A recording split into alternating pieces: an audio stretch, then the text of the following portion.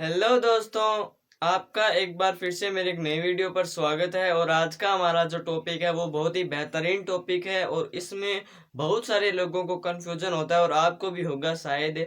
और इसके बारे में आज मैं आपको सारी डिटेल देने वाला हूं कि सरकार के कौन कौन से कार्यपालक और जो कार्य करते हैं और कौन कौन से नेता हैं, कौन कौन से पद हैं जो इनके अंतर्गत आते हैं और इनका क्या काम है, आज मैं आपको यही बताने वाला हूँ। ठीक है, तो तैयार हो जाइए आज की क्लास के लिए। आज की जो क्लास है वो बहुत ही महत्वपूर्ण क्लास होने वाली है पॉलिटिकल की। ये जो टॉपिक है तीनों, ये सबसे महत्वपूर्ण टॉपिक है पॉलिटिक्स के। ये टॉपिक सबसे महत्वपूर्ण टॉपिक है। ठीक है, तो इसको आपको एकदम आसानी से मैं आपको समझाने वाला हूँ। ठीक है, तो चलते हैं। ठीक है, तो ये जो तीन है ये सरकार के विभिन्न अंग है। जो हमारी सरकार होती है उसके तीन अंग होते हैं। सरकार के तीन अंग होते हैं। ठीक है, हमारी जो सरकार है उसके तीन अंग होते हैं। पहला होता है कार्यपालिका, दूसरा होता है विधायिका, तीसरा होता है न्यायपालिका। देखिए एकदम आसानी से समझाने वाला हूँ। ठीक है, बस आप एकदम चुपचाप इसको देखना, पूरा देखना। तो देखिए जो कार्यपालिका है ना, जो कार्यपालिका है वो क्या करेगी, वो कोई भी कानून होगा तो उसको क्रियान्वित करेगी। क्या करेगी? क्रियान्वित करेगी। ठीक है, इसका जो मुख्य कार्य होगा वो क्रियान्वयन का होगा, क्रियान्वयन का। ठीक है, ये क्या होता है ये भी मैं आपको बताने वाला हूँ, जस्ट अभी बता दूंगा। ठीक है, और विधायिका का क्या कार्य होता है? विधि बनाना। विधि मतलब नियम बनाना। विधि का अर्थ होता है नियम बनाना। विधि को बनाने वाली विधायिका, विधि को बनाने वाली विधायिका। ठीक है, तो विधि क्या करेगी? कानून बनाएगी, कानून बनाएगी,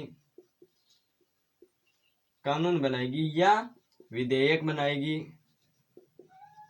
विधेयक बनाने वाली जो होगी वो होगी विधायिका।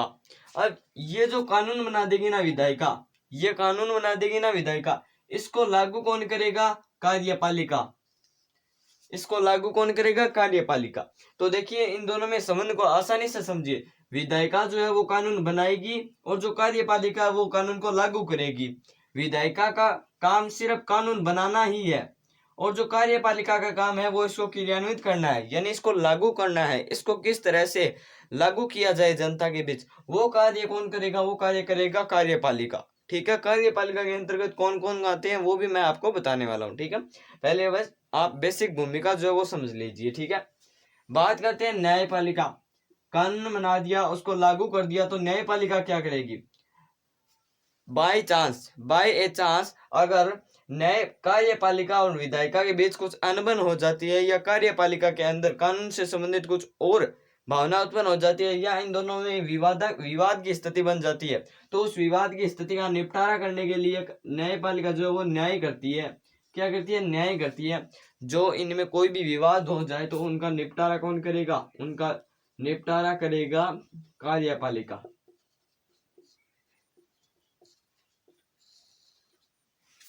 इन दोनों के बीच कोई भी अगर विवाद हो जाए तो उसका निपटारा करेगी न्यायपालिका। ठीक है, विधायिका कानून बनाएगी, कार्यपालिका उसको लागू करेगी। बाई चांस इन दोनों में कोई भी विवाद की स्थिति बन जाती है तो उसका निपटारा करेगी न्यायपालिका। ठीक है, इतना समझ में आया ना? ये तो एकदम बेसिक है। ठीक है, अब मैं आपको बता देता हूँ कि न्यायपालिका, कार्यपालिका, विधायिका के अंतर्गत कौन कौन से समूह आते हैं और कौन कौन से हमारे सरकार के जो पद हैं वो इनके अंतर्गत आते हैं। तो अब हम देखते हैं कि कार्यपालिका, विधायिका और न्यायपालिका के अंतर्गत कौन कौन आती है। ठीक है, तो पहले देखते हैं कार्यपालिका के अंतर्गत कौन कौन आते हैं। कार्यपालिका के अंतर्गत कौन कौन आते हैं, सरकार के कौन कौन से पद आते हैं। तो पहले कार्यपालिका के अंदर आता है राष्ट्रपति। कौन आता है? राष्ट्रपति, जिसके बारे में हम संक्षिप्त में अगली क्लासों में पढ़ेंगे, एकदम चैप्टर वाइज। ठीक है, फिर आता है दूसरा प्रधानमंत्री। कार्यपालिका में देखिए कौन कौन आता है। पहले आता है राष्ट्रपति, फिर आता है प्रधानमंत्री, फिर आता है मंत्री परिषद। मंत्री परिषद, ठीक है। ठीक है, फिर आता है मंत्री परिषद। और मंत्री परिषद में भी मंत्री होते हैं तीन प्रकार के। पहला होता है कैबिनेट मंत्री, कैबिनेट मंत्री। दूसरा होता है राज्य मंत्री। तीसरा होता है उप मंत्री। इस तरह से मंत्री 3 प्रकार के होते हैं और ये तीनों मंत्री आएंगे इस मंत्री परिषद के अंतर्गत और ये मंत्री परिषद आएगी कार्यपालिका के अंतर्गत। तो कार्यपालिका के अंतर्गत कौन कौन आएगा एक बार वापस से सुन लीजिए। राष्ट्रपति आएगा, प्रधानमंत्री आएगा, मंत्री परिषद आएगी, कैबिनेट मंत्री आएंगे, राज्य मंत्री आएंगे, उप मंत्री आएंगे, क्योंकि ये तीनों किसके अंतर्गत है, ये तीनों तो मंत्री परिषद के अंतर्गत है। ठीक है, तो कार्यपालिका के अंतर्गत आता है राष्ट्रपति। राष्ट्रपति को नाम मात्र की शक्ति का प्रयोग करता है राष्ट्रपति। सिर्फ नाम मात्र का ही जो हमारा जो कार्यपालिका है, जो कार्यपालिका की जो सारी शक्ति है वो नाम मात्र का प्रयोग करता है राष्ट्रपति, और इनका जो वास्तविक प्रयोग करता है वो करता है प्रधानमंत्री।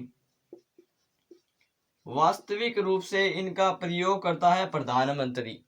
प्रधानमंत्री वास्तव में सारे नियमों को पालन करता है, सारे नियमों को क्रियान्वित करता है।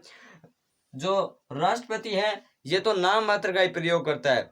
ठीक है, तो जो मुख्य है वो प्रधानमंत्री होगा। ठीक है, और फिर आते हैं मंत्री परिषद। तो कार्यपालिका के अंतर्गत आती है मंत्री परिषद, और मंत्री परिषद के 3 भाग होते हैं, कैबिनेट मंत्री, राज्य मंत्री, उप मंत्री। ठीक है, इन सब के बारे में हम संक्षिप्त में अगली वीडियोज में बात करेंगे। पहले हम सिर्फ देख रहे हैं कि कौन कौन से समूह के अंदर कौन कौन सी चीजें आ रही है। अब बात करते हैं विधायिका के अंतर्गत। तो विधायिका के अंतर्गत आता है, विधायिका देखिए 2 स्तर पर होती है, एक तो केंद्र स्तर पर होती है और एक राज्य स्तर पर। ठीक है, राज्य सरकार अपने अलग कानून बनाती है और केंद्र अपने अलग कानून बनाती है, इसलिए केंद्र के 2 स्तर हैं। संसद, केंद्र की जो विधायिका है वो है संसद, और ये संसद में 2 सदन आते हैं। संसद में 2 सदन आते हैं, लोकसभा और राज्यसभा। राज्यसभा में लगभग 250 अधिकतम सदस्य होते हैं, और जो लोकसभा है उसमें अधिकतम 545 सदस्य होते हैं, और इनके जो सदस्य हैं उनको कहा जाता है सांसद। क्या कहा जाता है, सांसद कहा जाता है। तो विधायिका देखिए, विधायिका 2 स्तर पर होती है, केंद्रीय स्तर पर व राज्य सरकार पर, क्योंकि हमारा जो देश है उसमें लोकतांत्रिक शासन है और उसमें सत्ता का विभाजन किया गया है। तो केंद्रीय स्तर व राज्य सरकार दोनों अपने लिए स्वतंत्र है, इसीलिए जो केंद्रीय स्तर की जो विधायिका है वो होती है संसद, और संसद के 2 भाग होते हैं, लोकसभा, राज्यसभा। लोकसभा में अधिकतम सदस्यों की संख्या होती है 545 और राज्यसभा में होती है 250। ठीक है, और इनके जो सदस्य होते हैं उनको कहा जाता है सांसद। क्या कहा जाता है, सांसद। ठीक है, और यही कानून बनाते हैं। अब देखते हैं राज्य स्तर पर विधायिका। तो पहले आती है विधानमंडल, विधानसभा आती है। राज्य स्तर पर संसद में आती है विधानसभा, फिर आती है विधान परिषद। विधान परिषद, ये देखिए जो विधान परिषद है ये राज्य की मर्जी के अनुसार चलेगी। राज्य चाहे तो इसे रख भी सकता है और चाहे तो नहीं भी रख सकता है। ठीक है, लेकिन जो विधानसभा है ये राज्य में कानून बनाने का कार्य जरूर ही करेगी। ठीक है, और इसके जो सदस्य होते हैं उनको कहा जाता है विधायक। ठीक है, तो ये हुई हमारी राज्य स्तर की संसद, मतलब विधायिका कानून बनाने वाली, विधानसभा, विधान परिषद। ये है ऑप्शनल, आप ऑप्शनल कह सकते हैं इसे। राज्य कोई चाहे तो मना सकता है और नहीं चाहे तो नहीं मना सकता है। जो विधानसभा होती है ये मनाती है राज्य स्तर के कानून, और इनके जो सदस्य होते हैं उनको कहा जाता है विधायक। ठीक है, और जो विधायिका होती है वो केंद्रीय स्तर पर होती है संसद, और संसद ये होते हैं 2 सदन, एक होता है लोकसभा, एक होता है राज्यसभा। लोकसभा के अधिकतम सदस्यों की संख्या 545 और राज्यसभा के अधिकतम सदस्यों की संख्या जो है वो है 250।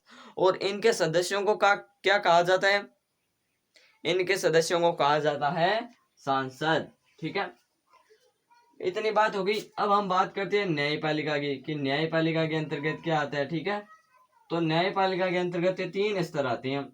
न्यायपालिका जो न्याय करती है, तो पहले आता है सर्वोच्च न्यायालय,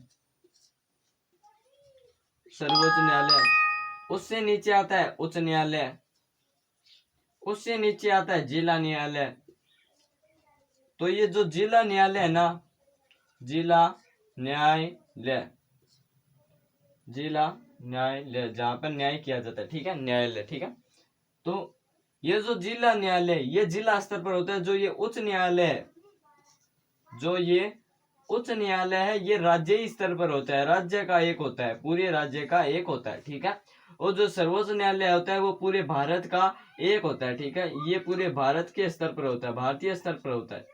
जो सर्वोच्च न्यायालय है ये पूरे भारतीय स्तर पर होता है, ठीक है।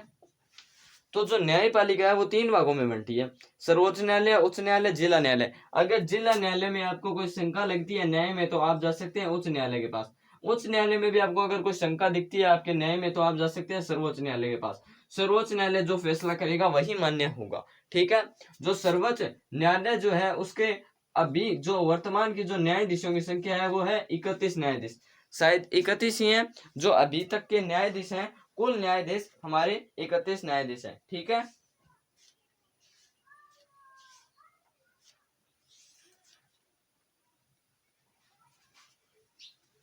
अभी तक के जो न्यायाधीशों की संख्या है वो 31 न्यायाधीश है। मुख्य न्यायाधीश इसी में बैठते हैं, ठीक है, सर्वोच्च न्यायालय में। तो न्यायपालिका 3 भागों में बंटी है, सर्वोच्च न्यायालय, उच्च न्यायालय, जिला न्यायालय। जिला न्यायालय होता है जिले स्तर पर, उच्च न्यायालय होता है राज्य स्तर पर, सर्वोच्च न्यायालय होता है भारतीय स्तर पर। विधायिका के मैंने आपको बता दिया 2 स्तर होते हैं, केंद्रीय स्तर और राज्य स्तर, ठीक है। और जो कार्यपालिका होती है उसमें मैंने आपको बता दिया कौन कौन से होते हैं। अब देखो, जैसे जैसे हमारी क्लासें आएंगी ना, उनमें इन्हीं से संबंधित आएगा। पहले आएगा राष्ट्रपति, फिर आएगा प्रधानमंत्री, फिर आएगा मंत्रिपरिषद, फिर ये मंत्री आएंगे, फिर केंद्रीय स्तर पर संसद आएगी, फिर राज्य स्तर पर विधानसभा आएगी, फिर सर्वोच्च न्यायालय। और इनकी प्रयोग, इनकी जो बातें हैं वो हम अगली वीडियोज में करेंगे। आज का हमारा जो टॉपिक था वो मैं आशा करता हूँ कि आपको समझ में आया होगा। और मेरे चैनल को जरूर सब्सक्राइब कर दे, क्योंकि यहाँ पर आपको ऐसी वीडियोज मिलती रहती है। तो